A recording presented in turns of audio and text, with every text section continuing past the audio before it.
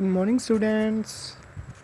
तो आज हम करने जा रहे हैं द हिंदू का जो हमने वोकैबुलरी का सेशन शुरू किया है उसका डे 2। ओके, उम्मीद है आप लोगों ने डे 1 के सारे वर्ड में याद कर लिए होंगे और उनके सिनोनिम्स भी। चलिए, आज हमारा फर्स्ट जो वर्ड है वो है अनफॉर्चुनेट। बच्चे, अनफॉर्चुनेट का मतलब सभी को पता है, very easy word it is. ठीक है, इसका मीनिंग होता है अनलक्की। और ये कौन सा पार्ट्स ऑफ स्पीच है? Unfortunate it is a adjective.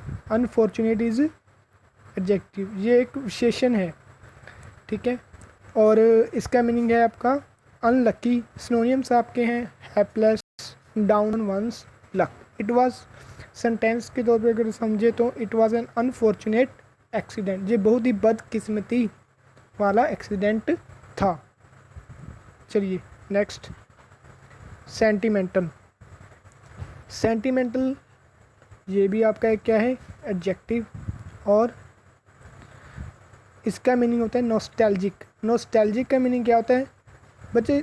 वो फीलिंग जो हमारे पास्ट में कोई यादगार, पास्ट में कुछ रिमेम्बरेंस याद रखने योग्य हो, जो रिमेम्बरेंस।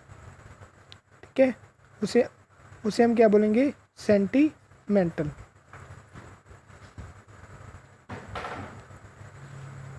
याद रखने योग्य, याद रखने योग्य। चलिए, इसके सिनोनिम है हमारे पास टेंडर और इमोशनल। जब हम इमोशनल हो जाते हैं, कोई पास्ट में ऐसी चीज़ को याद करके हम इमोशनल हो जाते हैं, उसे हम क्या बोलेंगे? Nostalgic. Sentimental, she has a sentimental attachment with its डोल। वो अपनी डोल के साथ काफ़ी अटैचमेंट है जो पास्ट में थी, और उसकी यादों को देखकर वो आज नॉस्टैल्जिक फील कर रही है। तो थर्ड है हमारा reliable. Third is reliable, very easy word. It means dependable. जब हम किसी के ऊपर क्या हों? डिपेंड हों। ठीक है, डिपेंडेबल। और इसके सिनोनिम्स है वेल फाउंडेड, गुड। आपको लग रहा होगा गुड का मीनिंग तो अच्छा होता है बच्चे, इंग्लिश के कई वर्ड्स होते हैं जिनके अलग अलग मीनिंग होते हैं। वैसे ही रिलायबल, गुड भी एक one of the meaning of reliable. तो सेंटेंस है इसका, there is no reliable source of information these days. आजकल के ज़माने में, आजकल के दिनों में ऐसा कोई भी सोर्स नहीं है जिसके ऊपर यकीन किया जा सके। There is no reliable source of information these days.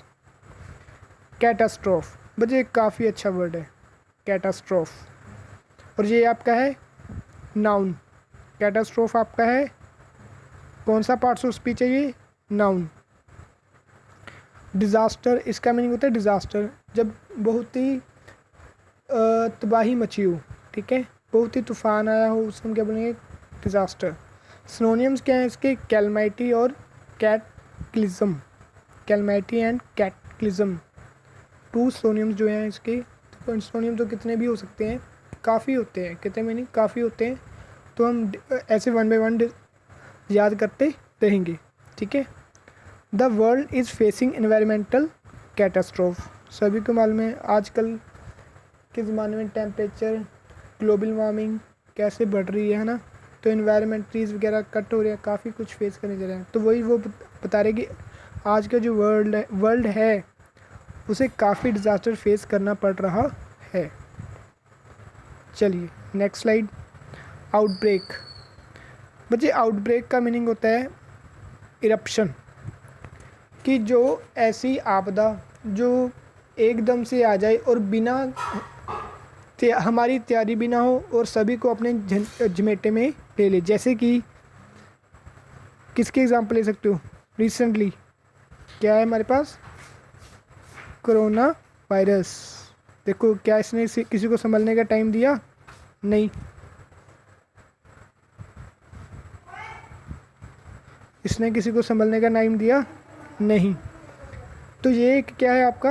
Outbreak हो गया। जैसे outbreak of war, outbreak of disease, epidemic. Corona virus को हम क्या बोल सकते हैं? एक एपिडेमिक।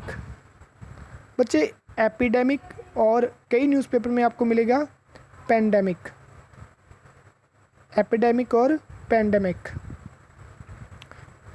इन दोनों में कुछ ज़्यादा फ़र्क नहीं है, लेकिन थोड़ा सा फ़र्क तो है, वो हम आगे बढ़ेंगे क्या फ़र्क है। ठीक है, एपिडेमिक भी एक डिजीज़ के लिए यूज़ किया जा सकता है कि बिना तैयारी के आउटब्रेक हो गया। ठीक है, काफ़ी जिसने किसी को तैयारी करने का मौका नहीं दिया बचने का। ठीक है, ओके।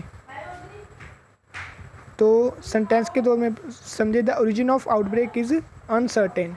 ये सेंटेंस मैंने कोरोना वायरस को देखकर ही बनाया है कि जो आउटब्रेक हुआ है, कोरोना वायरस हुआ है, क्या हमें पता चला कि वो कहाँ से आया है, क्या रीज़न था, नहीं पता चला ना। उसी से उम्मीद है आपको आउटब्रेक का मतलब समझ में आ गया होगा। चलिए नेक्स्ट स्लाइड। स्पॉन। बच्चे जो स्पॉन होती है वर्ब। ये कौन सी पार्ट्स ऑफ स्पीच है? इट इज़ वर्ब, और इसका मीनिंग होता है गिव राइज टू। स्पॉन का मीनिंग होता है गिव राइज टू। सिनोनिम है इसके जनरेट, प्रोड्यूस, जनरेट, प्रोड्यूस। ठीक है, कुछ जनरेट करना, कुछ प्रोड्यूस करना। गिव राइज टू से ही आप समझ गए होंगे। ठीक है, the decade spawned a bewildering variety of books. अब आप कहोगे कि बिल्डरिंग का मीनिंग क्या है? इसका मीनिंग नेक्स्ट स्लाइड में है। चलिए नेक्स्ट स्लाइड। बिविल्डर। बच्चे बिविल्डर का मतलब होता है कंफ्यूज होना, कंफ्यूजन, स्टेट ऑफ अननोइंग, कि पता ही नहीं कि क्या हुआ। ठीक है, बिविल्डर का मतलब क्या होगा? कंफ्यूज होना, बिविल्डर, कंफ्यूजन। और इसके सिनोनिम में हमारे पास डायलेमा, एनिग्मा, पजल, परप्लेक्स्ड। ठीक है, ये सारे इसके क्या है? सिनोनिम। और अगर मैं बताऊं लैब्रिन्थ, लैब्रिन्थ का मतलब भी क्या होता है कि very complex, very complex, difficult to understand. ठीक है, डायलेमा का मतलब आपको मैंने पिछली साइड में भी बताया था कि क्या होता है? कन्फ्यूज़न, दुविधा, दो मन हो जाते हैं, दुचित्ता। एनिग्मा भी पजल हो जाना, कुछ सोचना पाना। प्रेस्टिजियस, और प्रेस्टिजियस का मतलब होता है रेप्यूटेबल।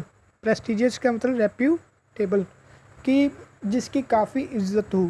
ठीक है, ये भी क्या है? एडजेक्टिव। कौन सी पार्ट्स ऑफ स्पीच है ये? एडजेक्टिव। विशेषता बता रही है ना किसी की। जैसे कि सेंटेंस में अगर देखें हम, he is a prestigious figure in the town, कि वो फिगर, फिगर क्या है आपकी? नाउन है। फिगर क्या है? नाउन। नाउन को क्या डिस्क्राइब कर रहा है? कौन सा वर्ड डिस्क्राइब कर रहा है नाउन को? नाउन को डिस्क्राइब कर रहा है प्रेस्टिजियस। और जो नाउन को डिस्क्राइब करता है वो क्या कहलाता है? एडजेक्टिव। जो नाउन को डिस्क्राइब करता है वो क्या कहलाता है? एडजेक्टिव। तो इसके सिनोनिम्स है डिस्टिंग्विश्ड और रिस्पेक्टेड। डिस्टिंग्विश्ड को हम एज ए फेमस भी जानते हैं। डिस्टिंग्विश्ड का मतलब जो बाकियों से अलग हो, फेमस हो। ठीक है, काफ़ी नाम किया हो जिसने। उम्मीद है आप भी अपना बड़ा होकर काफ़ी नाम करोगे। ठीक है, चलिए नेक्स्ट स्लाइड। इम्पेयर। इम्पेयर क्या है आपकी? इम्पेयर बच्चों है आपकी वर्ब। कौन सा पार्ट्स ऑफ स्पीच है ये? It is a verb. Empire is a verb. और इसका मतलब क्या होता है? डैमेज कर देना। डैमेज करना, किसी तरीके से क्वालिटी में खराबी डाल देना। ठीक है, कुछ ना कुछ खराबी कर देना, खराबी कर देना, डैमेज करना, कुछ खराबी कर देना। ठीक है, और इसके सिनोनिम में जैसे कि हार्म,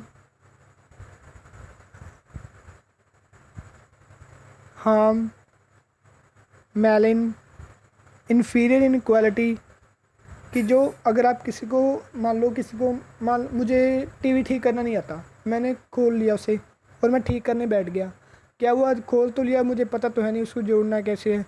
ठीक है, तो वो मैंने उसको क्या कर दिया, impair, I impair the TV, कि मैंने उसकी क्वालिटी ख़राब कर दी। Noise in the town could impair our hearing, ज़्यादा शोर शराबा टाउन में हमारी हेयरिंग में प्रॉब्लम कर सकता है।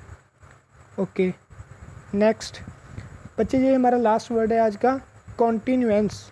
कॉन्टीन्यूएंस ये क्या है, आप कौन सा पार्ट्स ऑफ स्पीच है ये बच्चे? ये पार्ट्स ऑफ स्पीच भी आप साथ के साथ नोट डाउन कर सकते हो। कंटिन्यूएंस इज ए नाउन और इसका मीनिंग है कंटिन्यूएशन, निरंतरता।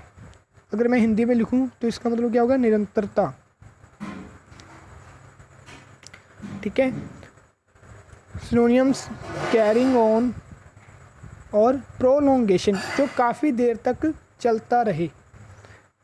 Sentence, Radhika helped in stopping the continuance of dispute between them. Just ऐसे सेंटेंस में लिख दिया कि राधिका ने, दो होंगे कोई, उनके बीच में कोई झगड़ा चल रहा होगा, उसको सॉल्व करने में राधिका ने हेल्प की। तो बच्चे ये थे आपके आज के 10 न्यू वर्ड मीनिंग। ये पार्ट्स ऑफ स्पीच भी आप ज़रूर याद रखना कि कौन से वर्ब, एडवर्ब, एडजेक्टिव होते हैं, वो भी मैं आपको साथ के साथ बताता जा रहा हूँ।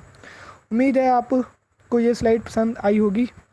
सो प्लीज़, जैसा कि मैं हर वक्त कहता हूँ, like, share and subscribe. Sharing is caring.